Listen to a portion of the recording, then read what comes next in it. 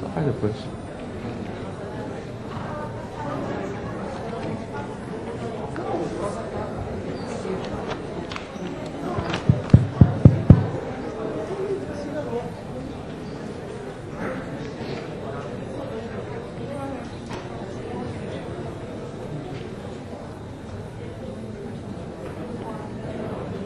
Quando puder, avisem.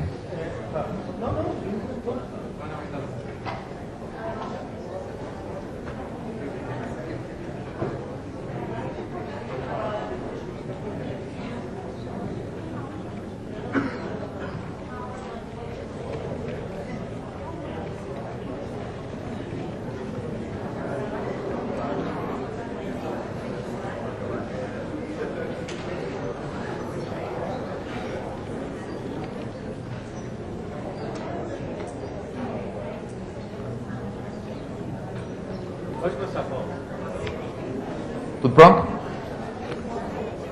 Bom dia para todos.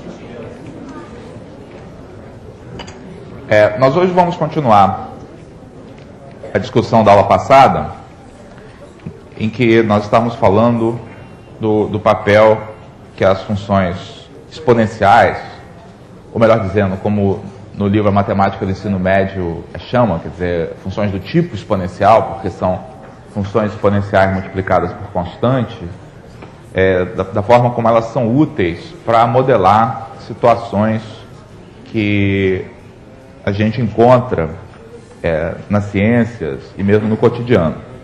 Então, eu acho que é útil, tá, a gente fazer aqui um apanhado sobre as semelhanças e diferenças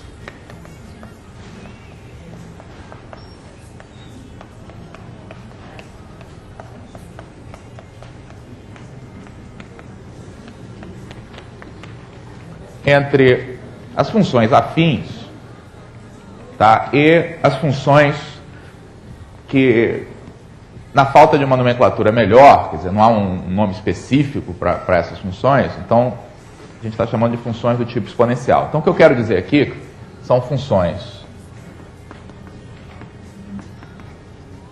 dessa forma, f de x igual a x mais b para todo x real.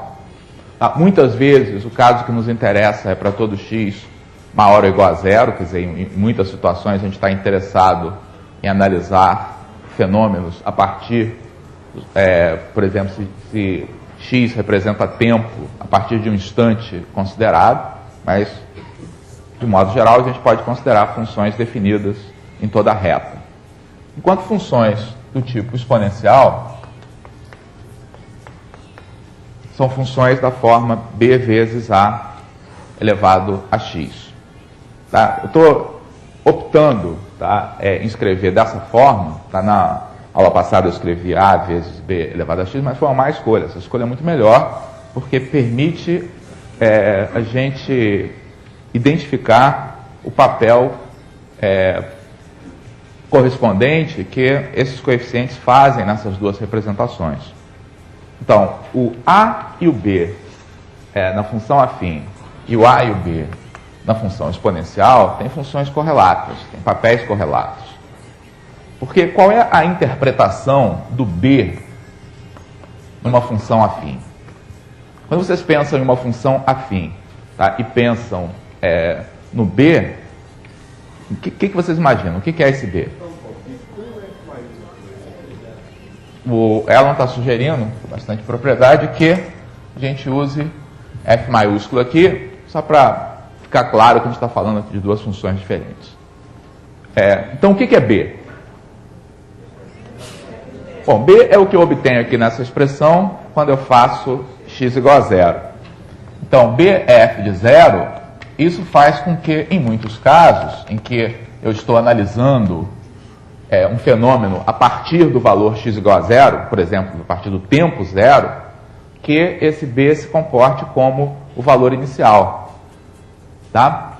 É claro que uma outra interpretação para o B ocorre no gráfico. Né? Então, já que é o valor correspondente a x igual a zero, tá? O B aparece também no ponto de interseção do gráfico com o eixo das ordenadas. Tá? Analogamente, nas funções do tipo exponencial, qual é o papel do B maiúsculo agora? Experimenta fazer x igual a zero ali. Fica B vezes A elevado a zero. Tá? Então, esse B também é f de zero. Portanto, também é o valor inicial desse fenômeno que eu estou estudando. Então, da mesma forma como no caso da função afim, tá? Esse parâmetro me diz como é que eu começo, desde que meu ponto de início seja x igual a zero. Tá? Por outro lado, como é que vocês explicam aí para os alunos de vocês o que é o A, hein? O que é o A? F de x igual a x mais b, qual é a interpretação que vocês dão para o A?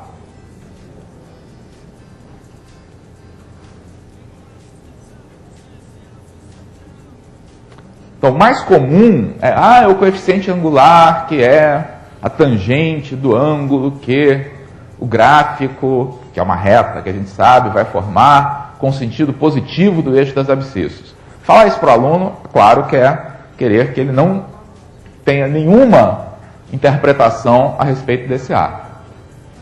Tá? Alguém falou em inclinação. Tá? Inclinação é muito melhor. Tá? E inclinação associada à palavra taxa de variação, tá? Ou, que é a maneira mais imediata aqui. Então, eu vou dar várias expressões aqui para o A que são úteis, tá? Para a gente observar o que acontece. O A, observem que é o valor de f de 1 menos f de 0. Tá? Porque se você faz x igual a 1, tá? Esse resultado vai ser A mais B. Se você faz x igual a 0, esse resultado é B. Então, quando você subtrai f de 1 menos f de 0, tá? O resultado é A. Significa que o A é isso aqui. Ó. Se você está aqui no ponto 0 e vai passar para x igual a 1, o A representa quanto é que a nossa função cresceu, tá? Quando você passou de x igual a 0 para x igual a 1. Tá?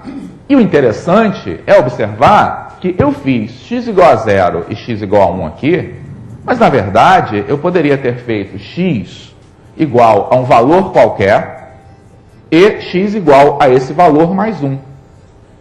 Tá claro? Quer dizer, se no lugar de fazer x igual a 0 e x igual a 1, eu faço x mais 1 e x, onde x é um valor qualquer, quanto é que vai dar essa diferença f de x mais 1 menos f de x? Então, notem que o f de x mais 1 vai ser A, que multiplica x mais 1 mais b. Então, se você separa o ax mais b, que você vai subtrair depois, o resultado novamente é o A. Então, isso significa que essa função tem a propriedade de que, em qualquer ponto do gráfico, tá, toda vez que você passa de um ponto para um ponto para o qual você tem o valor de uma unidade a mais, quanto é que vai subir a ordenada no gráfico? A unidade.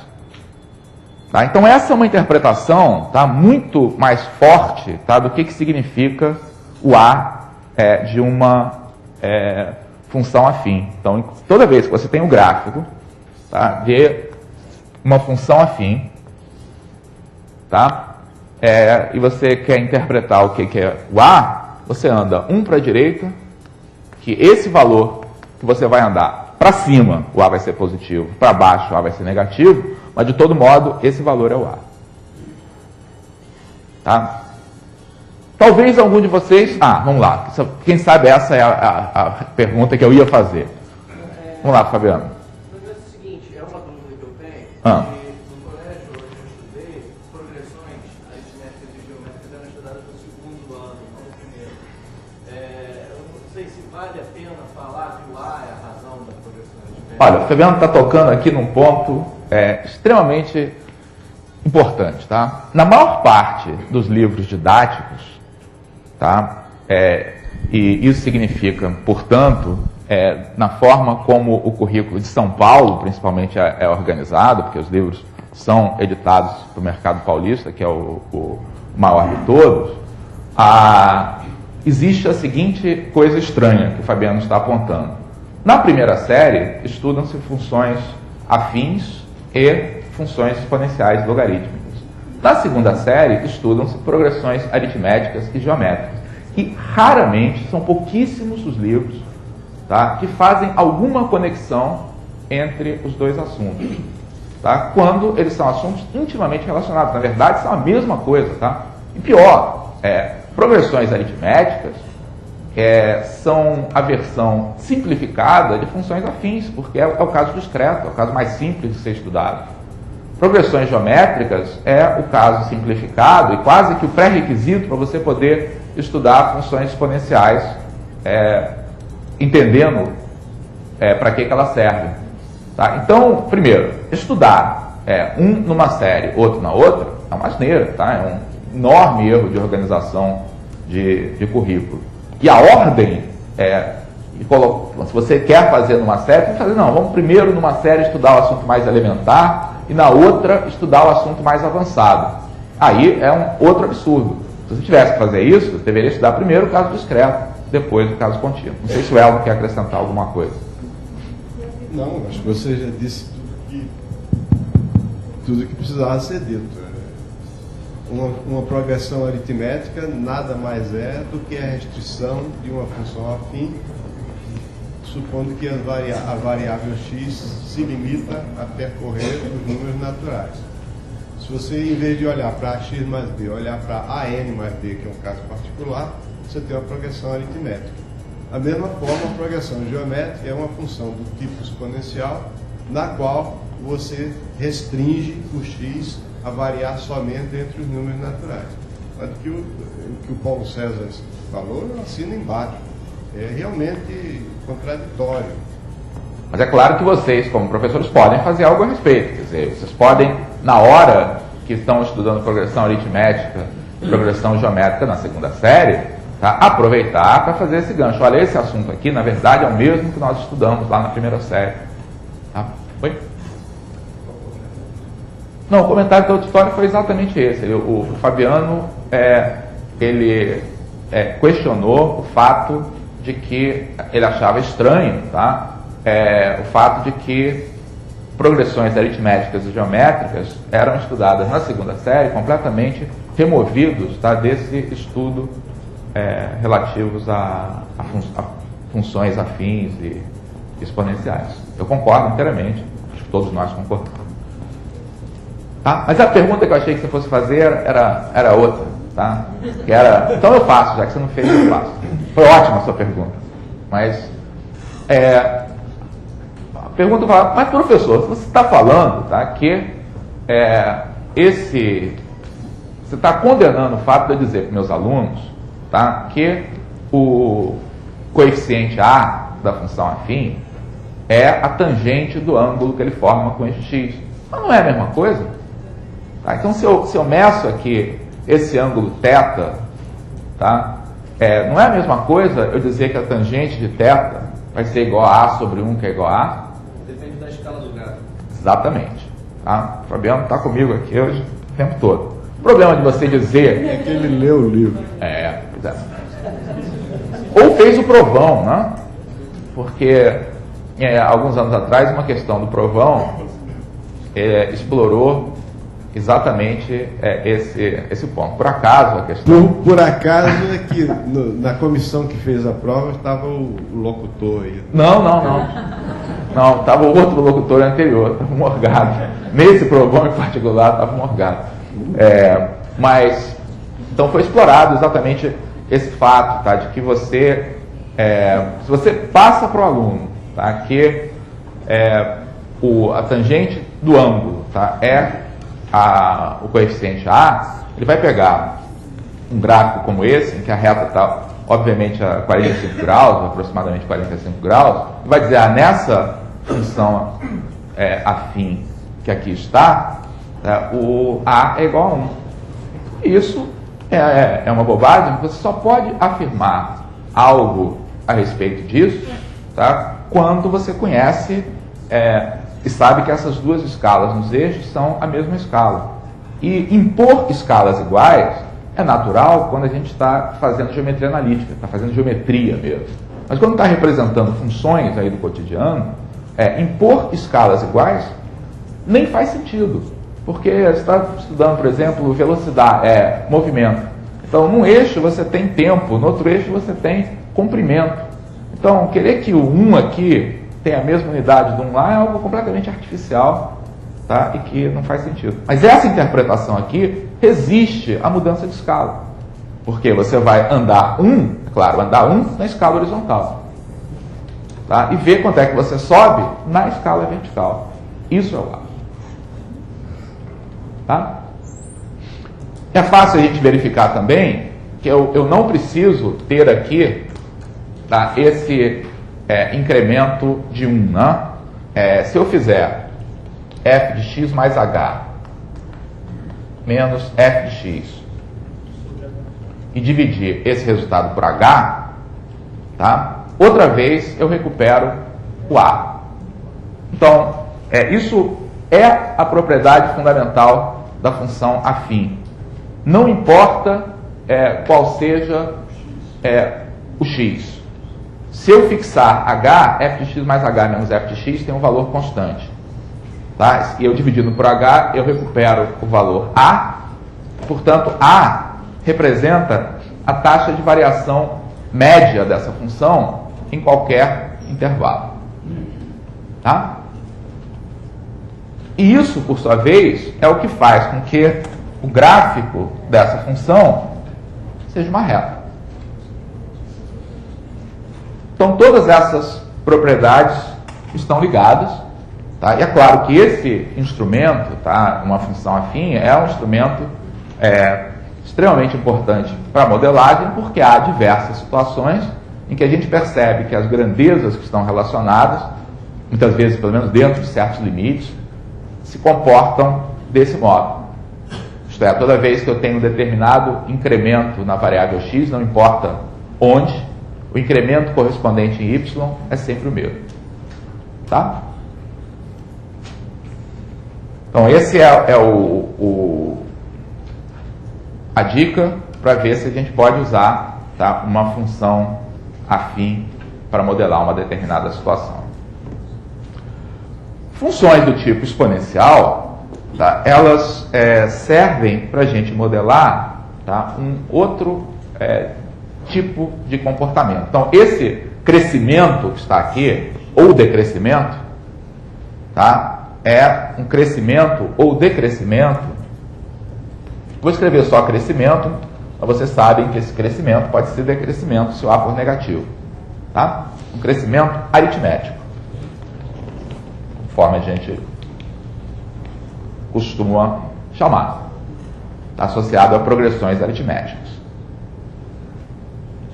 Em muitas outras situações, este modelo, porém, é um modelo mais adequado. Nós vamos fazer esse mesmo trabalho aqui.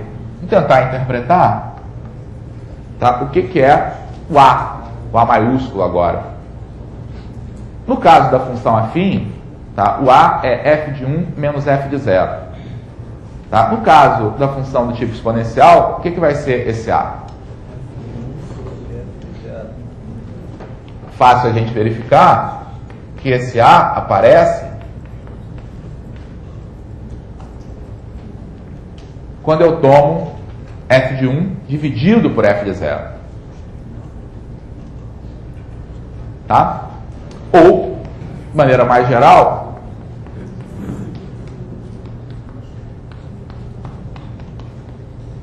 f de x mais 1, tá, dividido por f de x.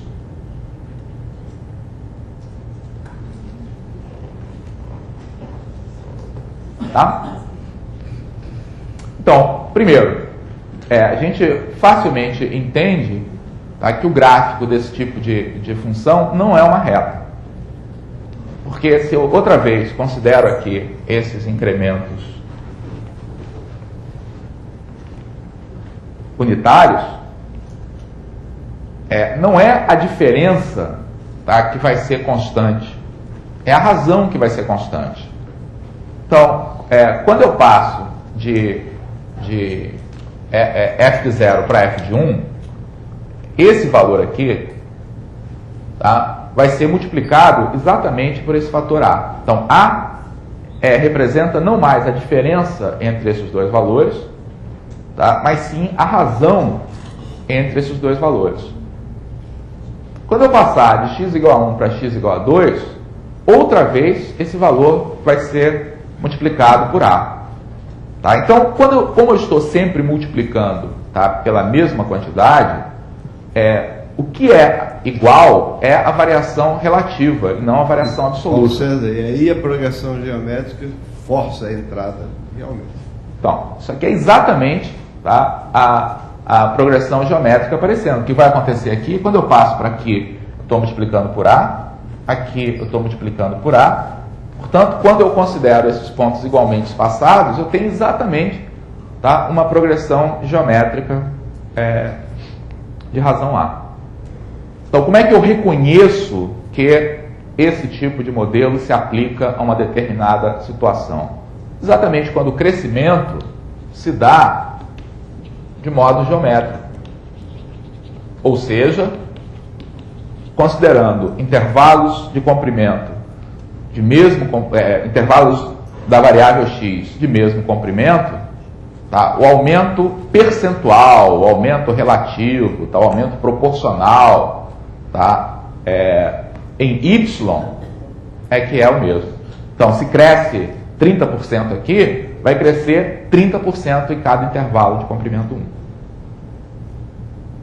Tá?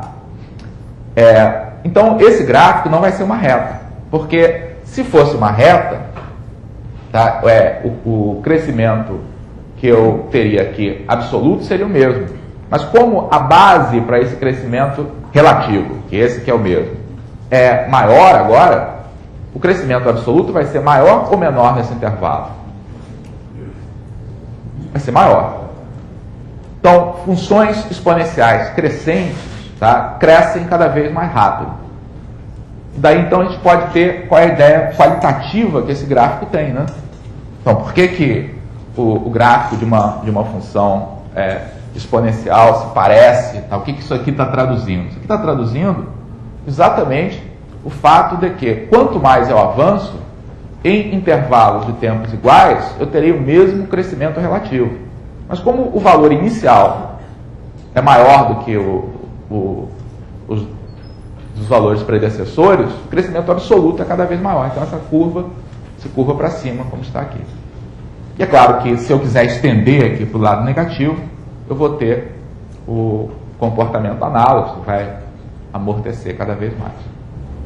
Então, o gráfico de uma função exponencial é assim, quer dizer, a gente perceber que o gráfico se comporta desse modo, tá? Em termos de você entender o comportamento, tá, é muito mais relevante do que você pegar f de x igual a 2 elevado a x, colocar meia dúzia de valores, marcar uns pontinhos, tá, e unir e falar, é esse o gráfico. Não, a gente pode entender por que o gráfico tem que se comportar deste modo. Tá? Então, são instrumentos bem parecidos, tá? Se vocês olharem bem, tem uma... mas é que o H aqui vai ficar um pouco mais complicado. Mas se eu quiser fazer... Paulo, Oi? uma pergunta de Paraná. Na PG, a razão pode ser negativa. Mas no caso da função exponencial, isso pode ser um problema. Tem toda a razão. Funções exponenciais, tá? Eu devia ter escrito aqui, que a gente faz questão de que esse A seja maior do que zero, tá? E normalmente a gente faz também pede que o A seja diferente de 1, porque para A igual a 1, a gente tem uma função exponencial trivial. Então, o que ocorre é que se você quer tratar com a função exponencial definida para todo x real, tá? Não dá para o A ser negativo. No caso do A negativo, você não consegue sequer definir as potências de maneira consistente para expoentes racionais. Tá? Então não tem como estender para x real. Então, é verdade, progressões geométricas de razão negativa, tá? Elas não têm uma contrapartida contínua, quer dizer, de funções exponenciais definidas em toda a reta. Mas campo complexo pode. Então, está lembrando que se você quiser estender ao campo complexo, você pode fazer isso. Mas é verdade. Então, progressões geométricas, se você está considerando apenas números inteiros, você pode considerar funções, você pode considerar progressões com razão negativa, tá? E funções exponenciais não. Mas note que mesmo dentro do domínio de progressões geométricas de razão negativa são estranhas. Por exemplo, um dos problemas clássicos, tá, de progressão geométrica dados dois números, tá, interpolar meios geométricos, tá, entre esses dois números. Tá? Isso significa, na verdade, construir, tá, valores intermediários dessa função exponencial. Como se você fizesse isso aqui, o valor dessa função exponencial no ponto 0, essa aqui no ponto 1, e você criar os valores intermediários correspondentes a números da forma K sobre N. Tá? Note que se você tem uma progressão que alterna, tá, que tem a razão negativa, você não pode fazer isso também.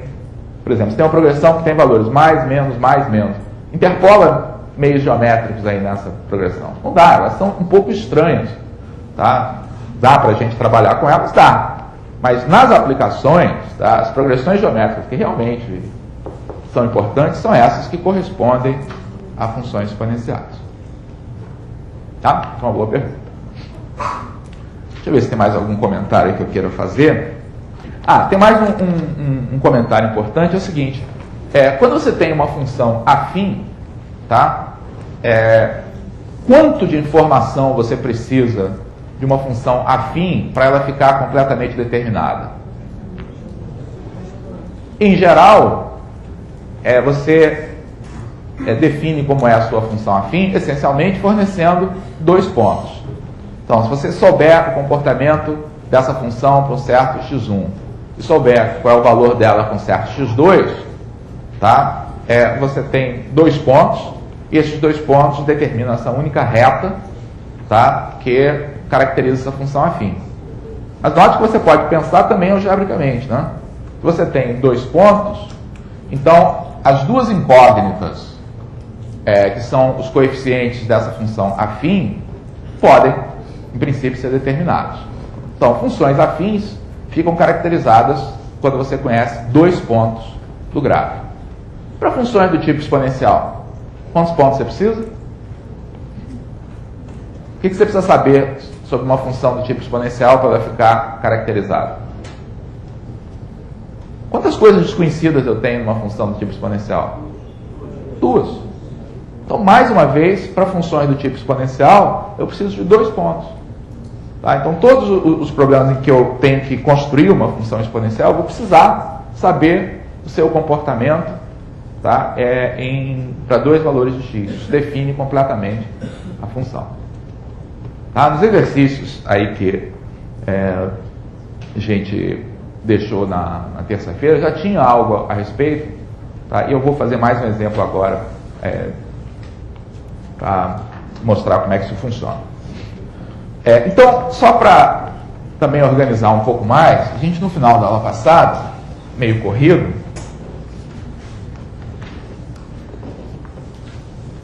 estava falando de exemplos de aplicações que funções exponenciais. Ou seja, situações em que nós vamos abrir a nossa caixa de ferramentas, tá, e selecionar essa chave de fenda aqui para poder trabalhar com esse problema. Então, nós vimos um exemplo na aula passada, tá? Aqui é o exemplo da piscina, que eu vou até deixar para colocar numa categoria, tá? Aqui depois. Mas exemplos aí que surgiram. Vejam, esses exemplos, eu acho que a parte fundamental aqui, tá, da minha mensagem nessa aula, tá, e do livro A Matemática do Ensino Médio, volume 1, tá, é que é possível, tá, a gente explicar aos alunos que determinados modelos, tá, se aplicam a determinadas situações de uma forma elementar. Tá? Esse mesmo trabalho que está aqui, é possível que vários de vocês tenham achando paralelos com o que vocês viram em curso de cálculo. Então, se você tem o ferramental do cálculo diferencial, a maneira mais natural assim, de você colocar esses problemas é através de equações diferenciais. Tá? Mas, é claro que isso não é apropriado para o aluno de ensino médio, tá? E o que a gente faz aí no livro Matemática do Ensino Médio é mostrar que, apesar dele não ter esse ferramental, tá, se pelo menos você passa essa ideia, tá, de que funções afins estão associadas a crescimento aritmético e funções exponenciais estão associadas a crescimento geométrico, você está dando ao aluno um ferramental que vai ser extremamente poderoso para lidar com muitas das situações que aparecem nas ciências e no dia a dia. Então, a desintegração radioativa, tá, que, em geral, o aluno, simplesmente, o professor de Química informa ele que a lei de decaimento radioativo é uma lei exponencial, e fica por isso mesmo. Dá para a gente explicar por que é assim. Porque a quantidade se eu tomar intervalos de tempo iguais, tá, a quantidade de átomos radioativos que se desintegram é razoável que ela seja proporcional à quantidade de átomos radioativos presentes na amostra. Então, em intervalos de tempos iguais, a variação que é constante é a variação relativa e não a variação absoluta. Qual é o modelo? Modelo exponencial. Oi. Só um comentário que lá do Ceará que foi, né? Que falaram a respeito do A, que tinha que ser maior que se for negativo, né? A respeito do A também, tem que considerar também não só o fato da possibilidade de ser negativo, mas existe se o módulo do A for menor do que 1, também muda. Ah, sim. Não, é só para... É um comentário aqui, tá, de que na hora de você fazer o tratamento aqui das funções exponenciais, tá, além de distinguir o caso em que A é negativo, no qual a gente realmente não vai estudar, não tem como você fazer esse tratamento para A negativo, os casos de A maior do que 1 e de A entre 0 e 1, tá, são diferentes em termos, da mesma maneira como o caso em que A maior do que 0 e menor do que 0 são diferentes. Numa situação você tem crescimento, em outra situação você tem decrescimento. Claro, isso tem, didaticamente é muito importante aqui você mostrar para o aluno a diferença de comportamento, tá, de funções crescentes e decrescentes, sem dúvida. Então, por exemplo, em desintegração radioativa, tá, eu tenho uma situação em que o A é menor do que 1, porque a quantidade de átomos radioativos da amostra é decrescente. Então, o A vai ser um número entre 0 e 1 para esse tipo de fenômeno. Tá? Eu queria fazer uma lista, queria aumentar essa lista aqui. Vamos lá. Outros exemplos de situações em que um modelo razoável da gente colocar é um modelo exponencial, em vez de modelo afim, um modelo diferente desse. Sugestões? Juros compostos. É claro que juros compostos, como na prática, tá, juros estão associados a períodos discretos, tá? Então, ao contrário, em contraste com desintegração radioativa, em que a variável tempo é naturalmente contínua, tá? Para juros compostos, na maior parte das aplicações, tá? A gente trabalha com valores discretos. Tem um período mínimo, tá? Que é o período de capitalização que você vai considerar. Mas, como agora a gente já sabe que progressões geométricas nada mais são do que funções exponenciais amostradas ou calculadas em intervalos discretos, serve toda essa discussão que está aqui. Se você tivesse que calcular, por exemplo, a forma justa, pró-rata, tá, de um empréstimo que você faz com juros compostos, a forma correta seria fazer através da função exponencial. Por que isso aplica? Porque vale o nosso princípio fundamental. Se eu tenho uma certa quantia aplicada, então, e quero descobrir o que acontece com o ganho, tá, em 2 períodos de tempo de mesmo comprimento, tá, este aumento que eu vou ter aqui nessa minha quantia não vai ser sempre o mesmo. O aumento que eu vou ter vai ser proporcional ao que eu tenho no início do período. Pelo menos isso é o razoável, é o justo, tá, nesse tipo de situação. Tá? Então, modelos para juros compostos se enquadram exatamente nessas nossas premissas. O que mais? Crescimento populacional. É claro que isso aqui tem diferenças entre você considerar, tá, a população do Rio de Janeiro, tá, e considerar a população de bactérias, tá, numa placa que você está fazendo uma cultura. Então, se você coloca, então, em geral, você faz uma cultura para você saber se você tem uma doença ou não, tá, para saber para saber qual antibiótico específico que vai combater, tá, aquele material. Você coloca uma amostra, tá, do material extraído numa placa que possui um tipo de substância que funciona como alimento lá para aquelas possíveis bactérias.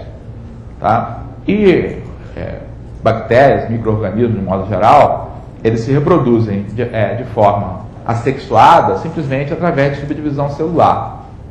Tá? Então, se eu tenho uma certa quantidade de bactérias num instante, tá? Em um outro instante aqui eu tenho o dobro dessa quantidade, acontece algo muito parecido com o que aconteceu na desintegração radioativa.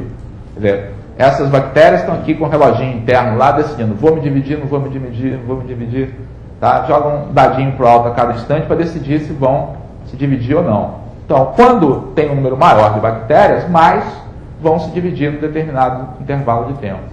Então, o acréscimo no número de bactérias nessa colônia, tá? Um bom modelo para isso é que esse acréscimo para um determinado intervalo de tempo seja proporcional, tá, ao número de bactérias que eu tinha no início do intervalo. Tá? Então, um bom modelo para isso, tá, é uma função exponencial. Oi. Só em termos do limite que é empregado, por exemplo, se eu tenho uma determinada população de animal, o crescimento dela pode ser exponencialmente até um certo... Sem dúvida. A partir daquilo ele pode interferir no meu... Sem dúvida. E mudar Sem dúvida. A observação do Bruno, tá, é de que esse modelo, como aliás todos os modelos matemáticos, tá, tem uma vida útil, tá? Tem uma faixa de valores para os quais eles fazem sentido, tá? E uma faixa de valores para os quais eles não fazem sentido. E uma situação que os nossos alunos encontram desde a mais tenra idade, que abusam um bocado desses limites, são os famosos problemas de regra de 3. Né? 3 pedreiros, tá, constroem um muro em 20 dias. Se você colocar 200 mil pedreiros, em quanto tempo eles vão construir, tá, esse mesmo muro? Tá? Proporcionalidade, nesse caso, é um bom modelo quando você tem números razoáveis. E a mesma coisa vai acontecer aqui com essa nossa colônia de bactérias. Provavelmente, qual seria crescimento real aqui dessa colônia aqui. Onde o crescimento real dessa colônia, tá, vai ser algo assim, ó, no início, vai se comportar exponencialmente, tá, mas é claro que existe um valor limite a partir do qual elas vão ter consumido aqui todo o alimento que existiria, todo o espaço que existiria, então provavelmente vai chegar um valor limite aqui, depois esse alimento vai acabar, tá, e vão todas morrer. Então provavelmente o gráfico real ao longo do tempo vai ser algo assim. Tá? Essa faixa aqui é modelada bem como uma exponencial. Tá? Para o resto, ou você não modela, dependendo aí do que você precisa fazer, ou você vai precisar de modelos mais complexos para modelar. Mais claro ainda na população de pessoas. Claro, isso explica também por que esse modelo de crescimento populacional, tá, não é tão bom assim, e a gente precisa ter mais cuidado ainda para aplicar, quando você... O que foi? Isso não sou eu não, né? Ah, bom. Então, quando você tem modelos para crescimento de populações mais complexas, né, como pessoas numa cidade, esse tipo de limite que está aqui ocorre muito mais cedo. Vai dizer, então não pode usar modelo exponencial? Não, você ainda pode usar, tá, mas sabendo que essas limitações vão ocorrer.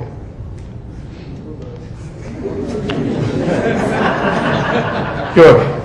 Tem alguém dormindo na sua aula. Acorda aí, gente. É no Paraná. Dá para jogar um giz virtual assim ou não? Paraná? Dá para jogar? O sistema permite jogar um giz via internet?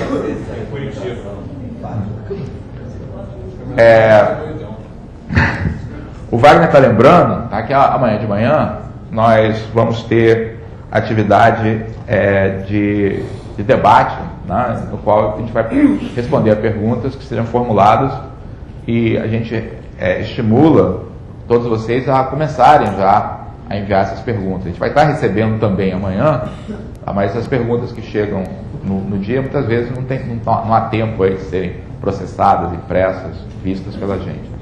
Tá? Nós quatro estaremos aqui e a gente deve ter também a presença, pelo menos em parte aí do evento de amanhã, da professora Sueli Druck, que é a presidente da SBM, que tem dado enorme apoio a todas essas atividades. Então, vocês podem também fazer perguntas a ela para amanhã. As perguntas que vocês enviarem, tanto podem ser genéricas, né, para qualquer um responder, ou podem ser específicas. Tá? Quero mais exemplos, gente. Mais exemplos? Assim, naturais ali da gente. O último exemplo aqui. Oi? Fala aí. Ué? Eu não estou louco para falar. Mas eu acho que o que eu queria mencionar é o que você vai dizer agora. Será? Então fala, vamos ver. Eu prometo que eu digo que é mesmo. Logo na piscina.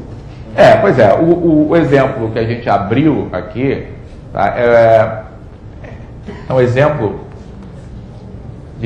na verdade, de difusão, tá, de líquidos, porque ele ou de drogas de modo geral, tá, que o Wagner está apontando ali com a capa no livro Temas e Problemas. Você conseguiu mostrar aí? Então, a capa do livro Temas e Problemas tem um gráfico que tem essa cara aqui.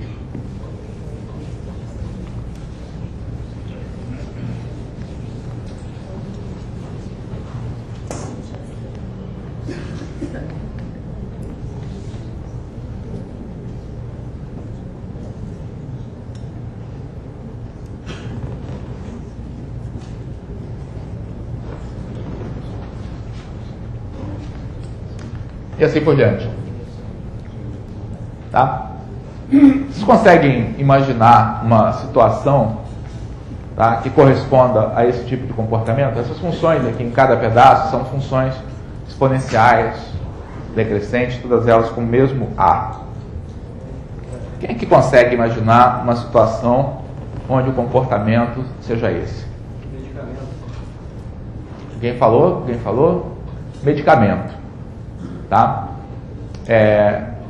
Então, primeiro, eu estava até olhando hoje de manhã alguns remédios aí que eu tinha lá em casa, tá, para pegar alguns valores típicos. Tá? Se vocês observarem com atenção as bulas aí dos medicamentos, principalmente os medicamentos assim mais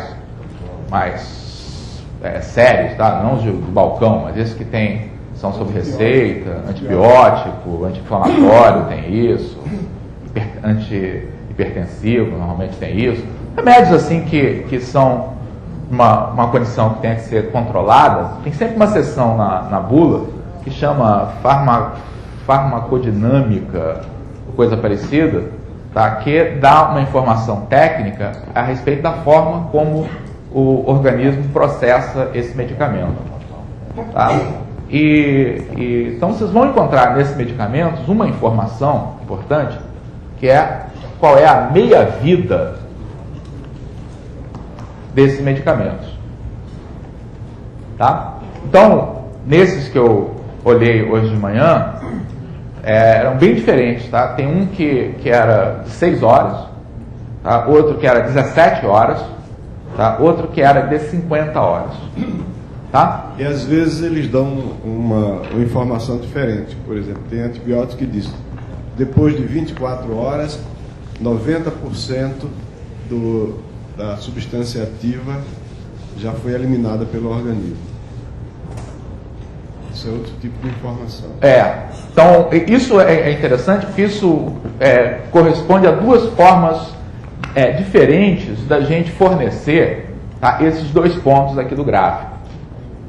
Tá? Então, em geral, você sabe qual foi a quantidade que você administrou no instante zero. Tá? Então, quase sempre, na hora de formar uma função exponencial, função do tipo exponencial, o valor inicial é conhecido.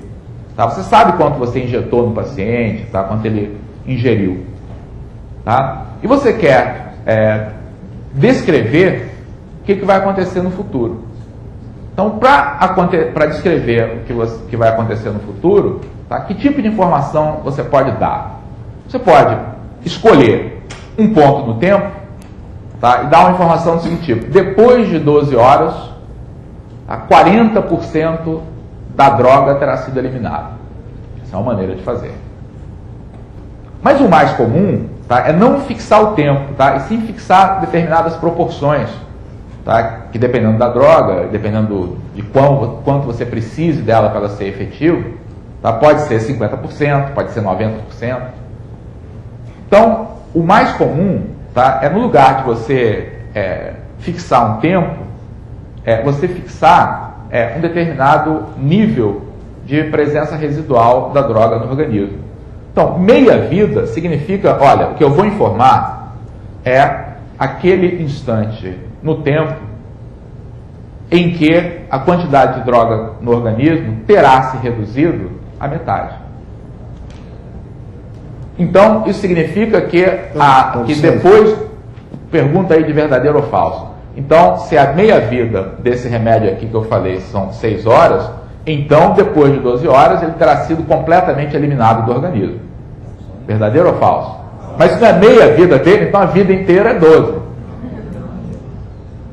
Falso, não? Significa, depois de 12 horas, quanto vai ter do remédio lá?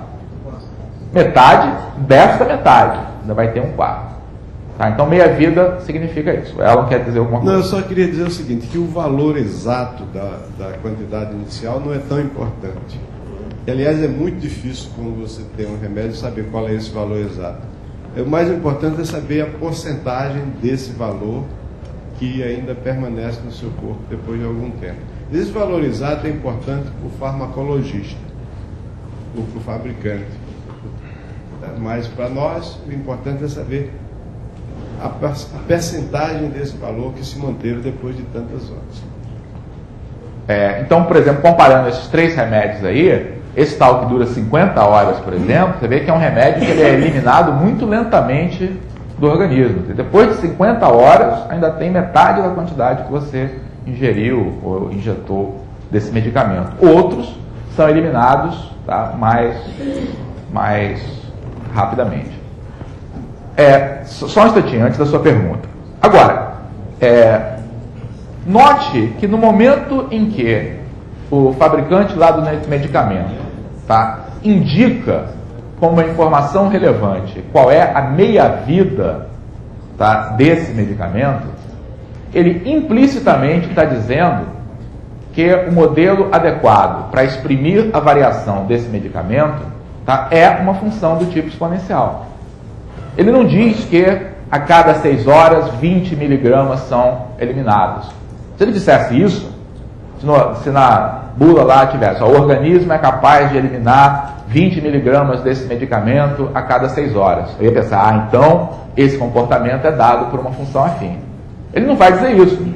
Tá? Não vai dizer isso porque o modelo razoável para essa eliminação é um modelo exponencial. Por quê? Por que vocês acham que é adequado a gente usar uma função do tipo exponencial para descrever como varia, tá, a quantidade de droga no organismo? Por que vocês acham que a piscina tinha uma entrada e uma saída? Nesse caso... Bruno já matou. Falou piscina. É isso. Quando você injeta, tá, uma droga no organismo, tá, e a ingestão, quer dizer, a administração por via venosa, né, que vai direto na circulação sanguínea, é mais fácil de modelar deste modo. Ocorre uma coisa muito parecida com o que acontece lá na situação da piscina. Você coloca uma certa quantidade, despejou cloro lá na piscina, tá, e aí, ao longo do tempo, tá, vai havendo um processo de substituição de líquidos, né? Você vai ingerindo líquidos, você vai processando os líquidos que estão aí no sistema digestivo e tudo, tá? E vai eliminando pelo ladrão, que no caso é o sistema excretório aí de modo geral, urina, fezes, suor, tá? Então, o comportamento é parecido com o da piscina, é parecido com o da panela suja, né? Quando tem muito, sai muito. Quando tem pouco, vai saindo um pouquinho de cada vez. Então, esse é um modelo adequado, exatamente pela mesma razão como no caso da piscina, tá? É adequado também. Então, deixa eu pegar essa situação, aproveitar esses últimos instantes, apenas para... Então, o problema que eu quero resolver é o seguinte.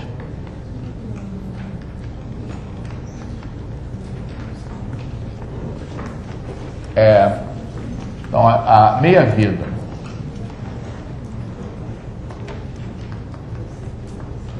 de um medicamento vou supor que é endovenoso, tá? Para supor que ele foi colocado direto na circulação,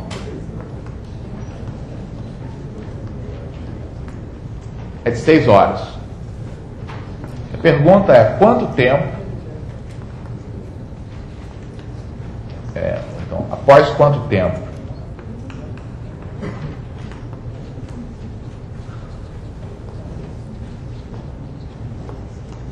da aplicação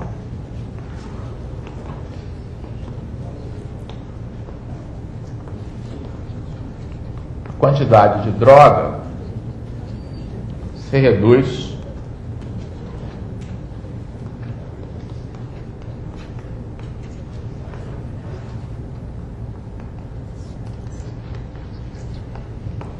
a 10% do valor inicial, que é justamente o que ela estava dizendo, que em determinadas drogas é isso aqui que se fornece, né? Quando é que você já eliminou 90% do organismo. Então a pergunta é como é que a gente pode transformar, tá, uma indicação em outra. Tá?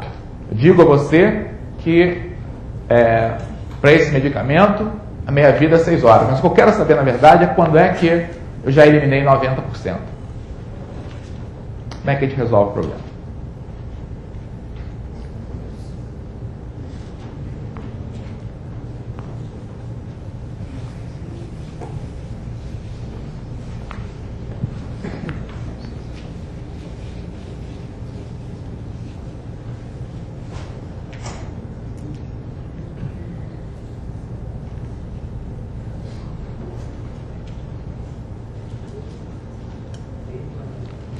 Então, o cara falou em meia-vida é porque deve ser uma variação exponencial, e realmente a gente já se acertou aqui de que isso é razoável para eliminação de droga.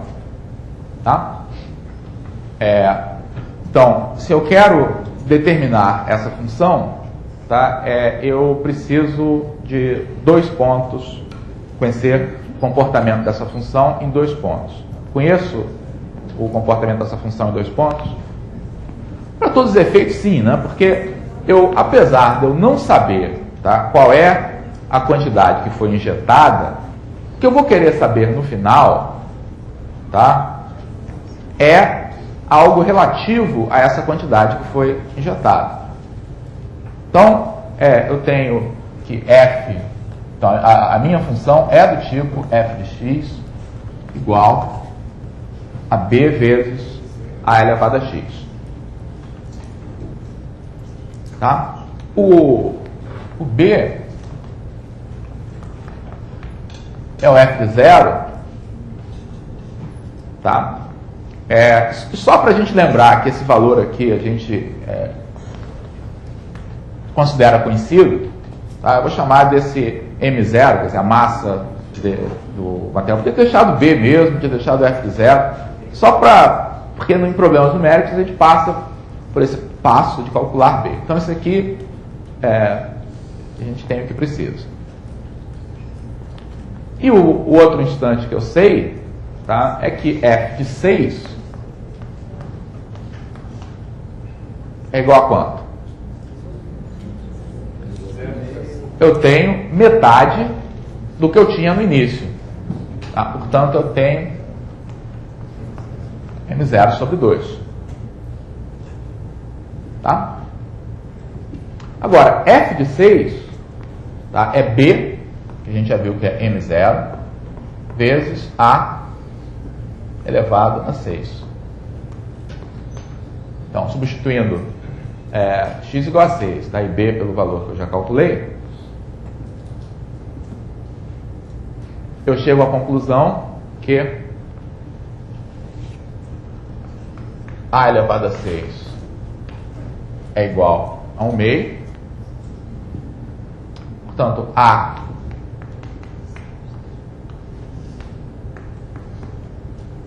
é raiz sexta de 1 meio. Tá? Que eu posso escrever também, se quiser, como 2 o quê? 2 elevado a menos 1 sexto. Tá? Então, essa nossa função, eu escrevi x aqui, mas a gente fica mais à vontade escrevendo t, né? Lembrando que esse x está representando tempo aqui, na verdade. Então, f de t vai ser o nosso M0, a massa inicial, vezes o A, 2 elevado a menos 1 sexto, elevado a t. Tá? Que a gente pode, se quiser, escrever como 2 elevado a menos t sobre 6. Então, o fato que é discutido aí no livro Temas e Problemas é que, na verdade, se você permitir que apareça um coeficiente aqui em t, tá, o valor da base que você usa para representar a sua função exponencial pode ser qualquer valor positivo. Aqui, por exemplo, a gente tinha escrito como base 2 elevado a menos 1 sexto, tá? E aqui eu escrevi sobre a forma 2 elevado a kt. Na verdade, eu podia ter escolhido qualquer número aqui, tá, positivo, e trabalhar com esse expoente. Mas o que eu quero falar não é isso, não. Eu quero resolver aqui o nosso problema. Então, para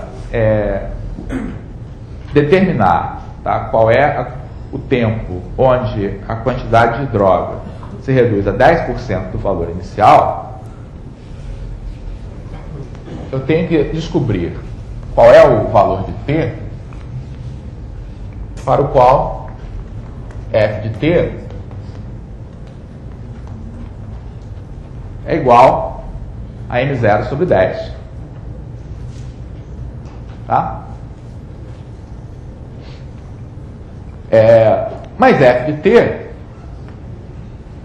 m0 vezes 2 elevado a menos t sobre 6 igual a m0 sobre 10. Então, como a gente sabia, esse m0 é irrelevante aqui para o nosso problema, a gente fica então com essa equação: 2 elevado a menos t sobre 6 igual a 1/10. Isso é uma equação exponencial, porque é uma equação envolvendo incógnita em expoente. Tá? Isso pode ser um grande choque para vocês, mas as equações exponenciais que aparecem na prática, em geral, são simplesinhas assim.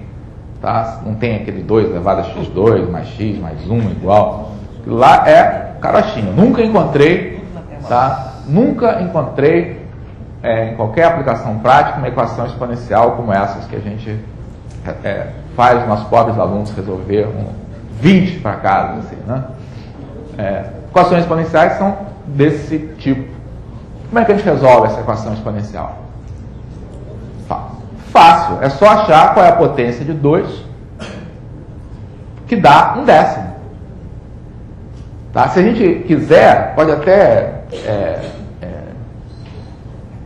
inverter aqui, escrever que essa equação é equivalente ainda a 2 elevado a t sobre 6 igual a 10. Então, tudo que eu tenho que fazer, tá, é descobrir, tá, qual é o valor daquele expoente lá, tá, do 2, que forneça uma potência igual a 10. Qual é esse valor? Então, nos problemas que a gente... quando você começa a fazer problemas com isso, é bom, didaticamente, que você faça alguns problemas, tá, em que isso possa ser feito por simples inspeção. Tá? Mas é muito importante. Então, suponhamos que esse número aqui não fosse 10, tá? Fosse 8. A gente saberia fazer?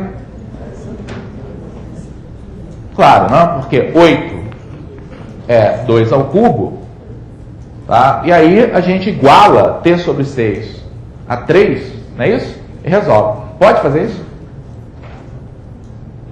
Por que você garante que se 2 elevado a t sobre 6 é igual a 2 ao cubo, que a única solução para isso ocorre quando t sobre 6 é igual a 3? Função injetiva. Exatamente. Então, na verdade, mesmo quando a gente resolve, tá, as equações exponenciais mais simples, a gente está lançando mão de algumas propriedades fundamentais da função exponencial, tá, que são... Então, se você tem uma função exponencial, vamos olhar para o caso em que A é maior do que 1, para simplificar. Então, tudo isso está demonstrado no livro Matemática do Ensino Médio, volume 1, tá? Mas os fatos fundamentais, a gente fez boa parte dessa construção aí na aula passada, tá? É que a gente tem essa função inicialmente definida para todo inteiro, depois para todo racional, a gente viu como fazia, depois você estende para os irracionais por continuidade, tá? E a consequência disso é que, quando eu desenho esse gráfico aqui, tá, eu estou implicitamente falando de 3 propriedades, de algumas propriedades fundamentais aqui dessa função. Primeiro, essa função ela se torna arbitrariamente próxima de zero, tá, quando eu faço o x suficientemente negativo. Quer dizer, o limite dela em menos infinito é zero. Tá? O limite, quando x tende a mais infinito, é mais infinito. Significa que esses valores podem ser tornados arbitrariamente positivos, tá, quando eu aumento o expoente. Tá? Essa função é uma função que é contínua, tá? E, além disso, é uma função que é estritamente crescente. portanto, é uma função injetiva, ou seja, nunca vai haver dois valores de x para os quais o valor da função seja o mesmo. Então, quando eu olho para essa função como uma função definida em R, tá, com valores no intervalo aberto em zero mais infinito, ela é uma função injetiva e sobrejetiva. Isso é que faz com que esse passo aqui seja válido. Então, quando eu escrevo que a igualdade 2 elevado a t sobre 6 igual a 2 ao cubo é equivalente à igualdade t sobre 6 igual a 3, eu estou usando fortemente, tá, o fato da função ser injetiva. Ou seja, se 2 elevado a t sobre 6, se a função exponencial no ponto t sobre 6 fornece o mesmo valor que no ponto 3, só tem um jeito. Tá? Esses dois pontos seriam o mesmo.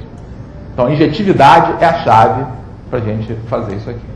Oi? Paulo, eu acho particularmente muito importante, quando é ensinado a função exponencial, com a associação do logaritmo, porque essa passagem claro. aqui, essa passagem que a gente faz...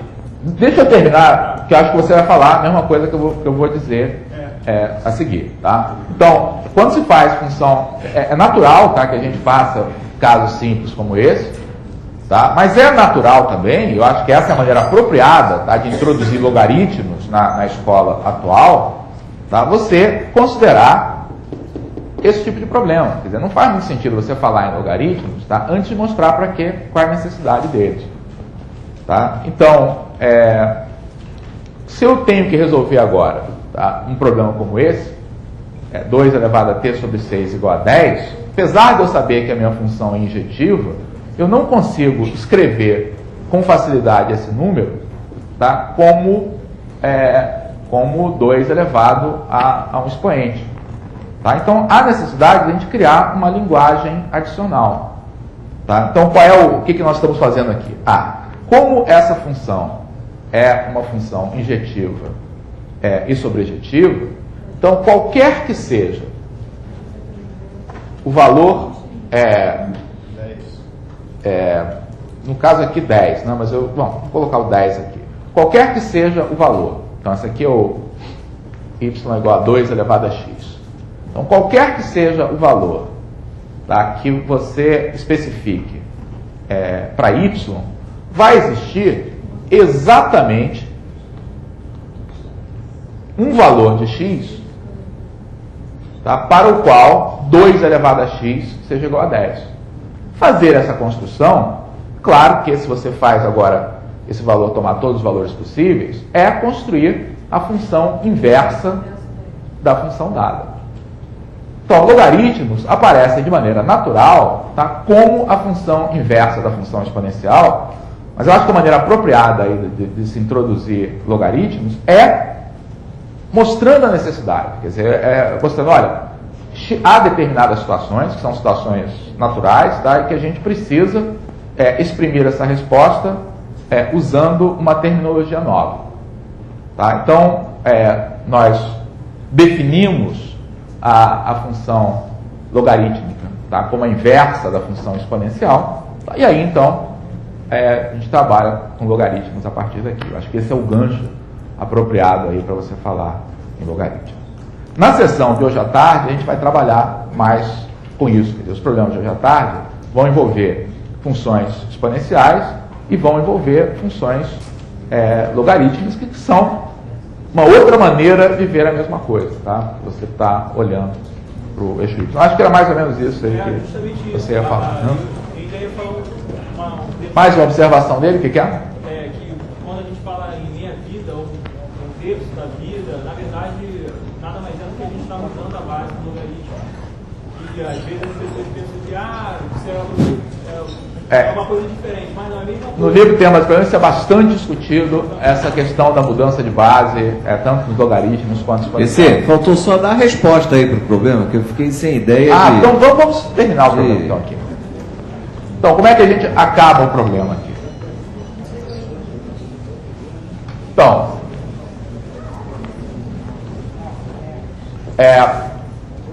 o número t sobre 6, tá, é igual portanto, ao logaritmo, tá, na base 2 de 10.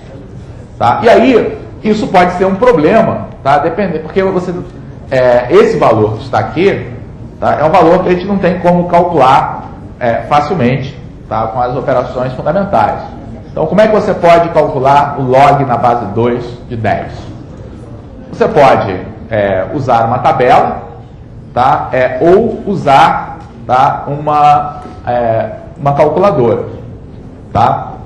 E o ponto fundamental, tá, é que, na verdade, a gente não precisa operar necessariamente nessa base. Aquilo que eu falei anteriormente, tá, a gente pode reescrever essa expressão, tá, para trabalhar numa base qualquer. Tá? Isso é equivalente, tá, a você tomar essa expressão, tá, e usar logaritmos na base que porventura seja mais conveniente para você. Então, quais são as bases? Então, isso aqui tudo bem, mas o que é esse número? Então, o que a gente faz, na verdade, é usando o fato, tá, de que as funções exponenciais, logarítmicas, tá, são funções injetivas e sobrejetivas, a gente transforma essa equação em outra aplicando o logaritmo. Vai ser apenas uma maneira de levar para uma base que seja mais conveniente. Então, quando você tem que resolver essa equação, no lugar de você fazer isso diretamente, o que a gente costuma fazer? A gente costuma pegar essa equação, tá, e usar o seguinte fato: se este número é igual a esse número, então os seus logaritmos numa base arbitrária também têm que ser iguais. Porque se a função exponencial é injetiva e sobrejetiva, a sua inversa também vai ser. Então, qual é a base adequada? A base para a qual você saiba calcular logaritmos. Normalmente, quais são as bases em que você tem logaritmos disponíveis? 10 e E. Então, você tem uma tabela de logaritmos, provavelmente ela vai ser na base 10. É mais conveniente a gente tabelar na base 10. Se tem uma máquina de calcular, pode ser que seja mais conveniente trabalhar na base E. Qual que vocês preferem fazer aqui? 10. Então, vamos fazer na base 10. Matias, vou precisar de um logaritmo na base 10 aí. Além de ter que codificar tudo, Matias ainda tem que fazer conta lá na calculadora. Pode ser vocês também. Então, tomando lá logaritmos na base 10,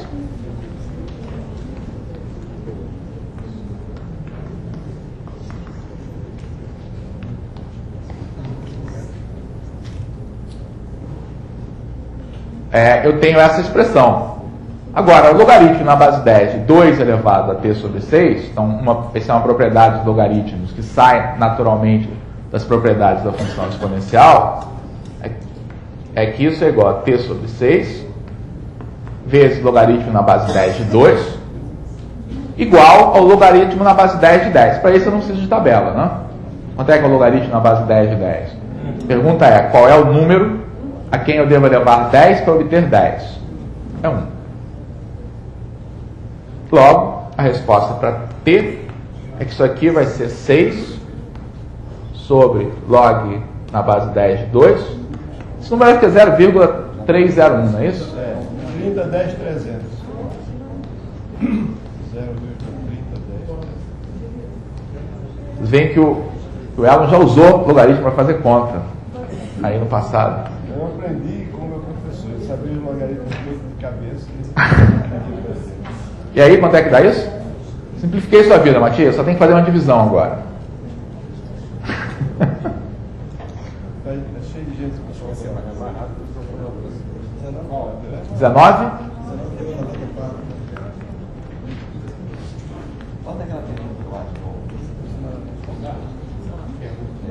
Então, aproximadamente 20 horas, tá, é o tempo para que esse remédio se reduza a 10% lá do valor inicial. Tem mais uma pergunta aí para fechar? É possível confirmar os exercícios propostos? Sim. Sim, a lista está aí na cadeira, por favor. Os exercícios propostos são os exercícios 6, 7 e 10 do livro Temas e Problemas, lá da página 62. O do Morgado são exercícios da matemática do ensino médio, capítulo 7, exercícios 5, 7 e 9. Então, Morgado.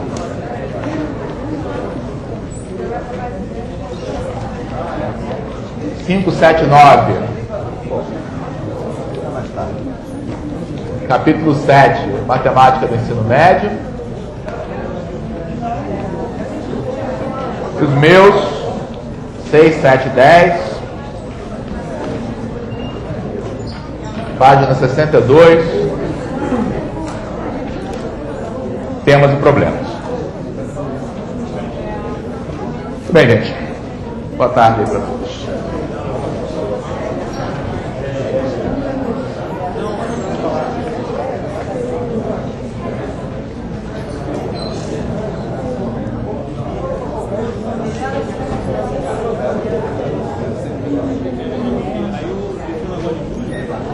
Vai ser sobre modelagem linear na área de